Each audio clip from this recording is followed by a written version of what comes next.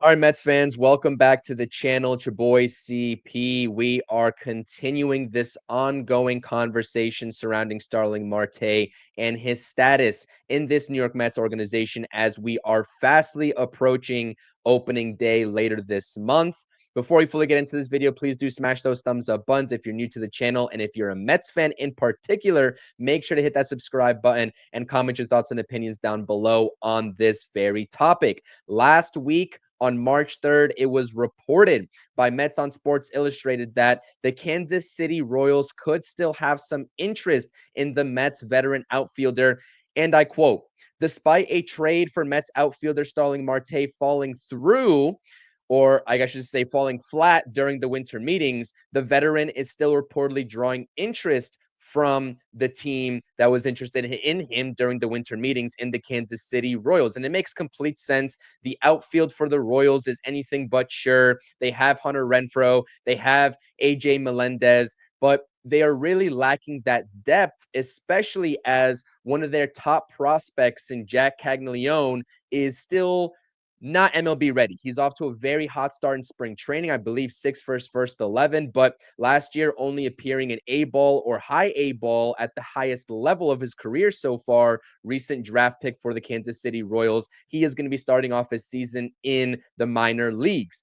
So they can use, right, a veteran outfielder that has a lot of experience that's also on an expiring contract. Now, we know this stipulation here with this potential hypothetical trade is that Starling Marte is owed more than he's worth right now, right? He's owed about $20.75 million.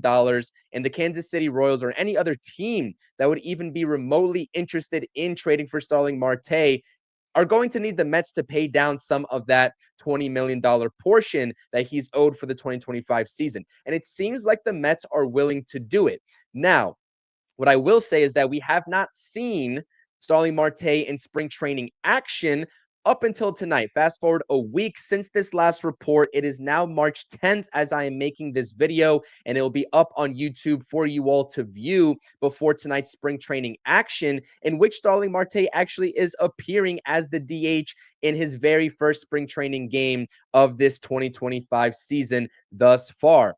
But again, there's a lot of things that can contribute to the way the Mets look at Starling Marte. And one of those, I guess, characteristics is the consequence of the injury that Brandon Nimmo is currently dealing with and how the Mets are going to view Brandon Nimmo's situation for the longevity of a 162 game season. It is anyone's guess who is going to be patrolling left field for the New York Mets come opening day on March 27th in Houston, given the uncertainty around Brandon Nimmo receiving these injections for the knee soreness and being shut down effectively for the next 2 to 3 days. So that's something to continuously monitor, because if Jesse Winker's that option, he'll be your left fielder. And hopefully Brandon Nimmo is not going down to the IL to start the season, although that's still sort of a possibility that should be in the back of every Mets fan's minds. But you'll need that left-handed DH, which would be Brandon Nimmo, because his bat's still going to need to be in the lineup. And there's just simply not enough at-bats to go around in that situation if you're making Brandon Nimmo a DH while also having Starling Marte on this roster, right? What would be the value added that Starling Marte could provide if you're having Brandon Nimmo transition into a DH? Because Brandon Nimmo's bat is still fine. It's the fielding aspect of his injury that we are worried about. His bat plays every single day, and Starling Marte is not going to be getting consistent enough at bats in a platoon type role at DH with Brandon Nimmo than he would if he was platooning with a guy like Jesse Winker. So that's something that I'm also monitoring, because all this has everything to do with one another, right? Starling Marte, his situation, his injury situation, first and foremost. Brandon Nimmo, his injury situation, and how Jesse Winker is viewed by the organization as an option for left field. Because, of course, the Mets can also put Jeff McNeil out there in left field and also have another guy win the second base job, whether it's Luis Angel Acuna, whether it's Brett Beatty, or one of your more veteran, experienced guys, I should say, and a guy like Donovan Walton, who's also impressing and turning heads here early in spring training. But if the Mets were interested in a trade still for Starling Marte, despite him still, appearing in his first game tonight for the New York Mets in spring training. These were the two names that were thrown out there as potential options that the Mets were looking at.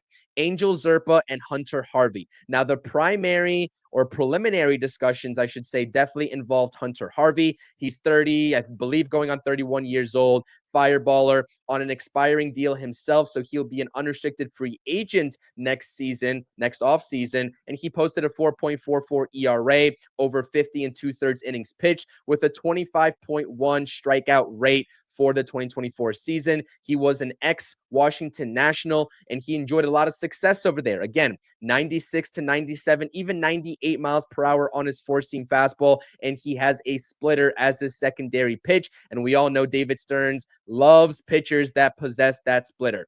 But he also enjoys pitchers who possess a nice slider to go along with the sinking fastball, and that's what Angel Zerpa has in his arsenal, posting a 3.86 ERA over 53 and 2/3 innings pitched in 2024. He's not going to get you the strikeout rate that Hunter Harvey is going to get you.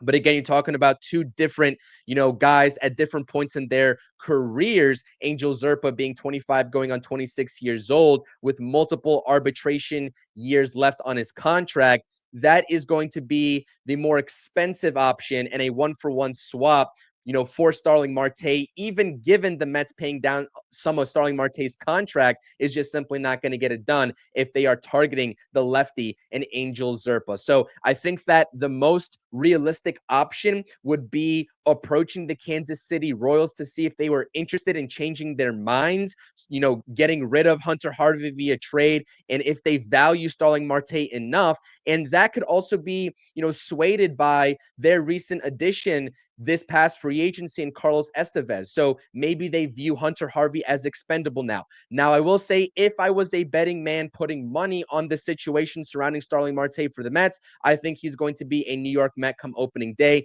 and maybe around the trade deadline, if he is healthy and producing, the Mets can kind of dangle him out there and potentially get a reliever in return, or maybe a lower level starter. But that is something that we're going to have to see play out. But Mets fans, let me know as of right now, what do you think?